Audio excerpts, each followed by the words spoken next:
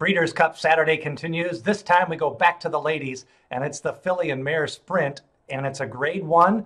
Let's start with this 9-horse field. Take a look at all the contenders and possible pace scenarios. Covfefe is the morning line favorite. She drew the rail, and she's 5 for 7 this year. She's a 3-year-old taking on older horses. That's something you may want to look at as you take a look at the past performances. Meanwhile, Covfefe comes in off a Grade 1 victory in the test stakes. She also blew out a 110 Brisnet speed figure. That was back on Preakness Day at Pimlico.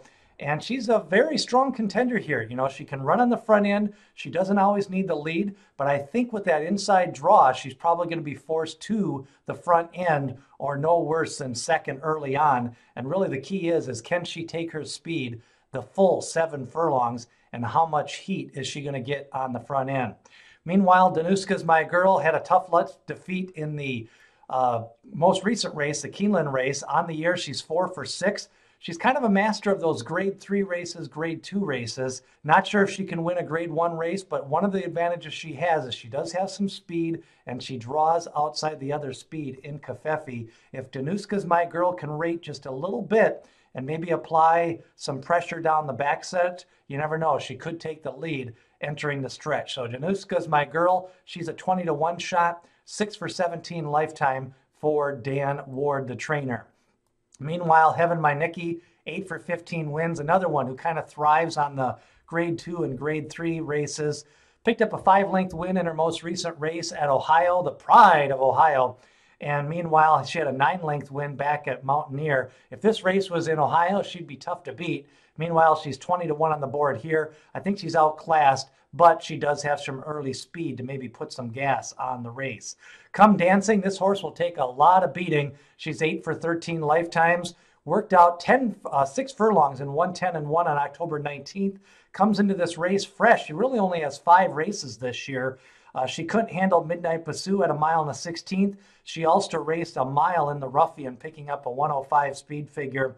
And her biggest speed figure of the year in the distaff back at Aqueduct, the Big A in the spring, she had a 114 speed figure. She's fast, she's fresh, and she's fit. And she gets Javier Castellano. She can come off the pace and is coming off a big victory. I think she's going to be one of the top 2 main contenders along with Covfefe. Come Dancing, definitely one you want to take a look at. Lady Ninja picked up a win the last time at Santa Anita, defeated Selcourt in that race, came from off the pace, and I do like that about her. She's got a little bit of tactical speed and can come off the pace if she needs to be at 7 furlongs. Bellafina, she's found the waters a little bit deep as she faced bigger fields, but now she cuts back in distance off the mile and the 16th. Cotillion, she ran 7 furlongs in the test, losing by 9 lengths to Covfefe. I don't think she can really make into that gap. I expect her to be about 10-1 morning line. Meanwhile, Selcourt, a tough luck loss in her most recent race. The LA Woman, she fits. She's an older mare. She's 4 for 11 lifetime. She's 0 for 4 this year. Can she pick up her first win with Louis Saez this year in a grade 1 race? Dawn the Destroyer lost by a head at Keeneland in her most recent race. 1 for 7 this year, another one that has not found the winner's circle too often. Meanwhile, they round out the field with Spice Perfection. 2 for 4 this year, 8 for 18 lifetime, and she should like the 7 furlong distance. She had 5 straight races at 7 furlongs before cutting back to 6 furlongs in her most recent race at Keeneland. She can come off the pace, and she gets John Velasquez in the iron.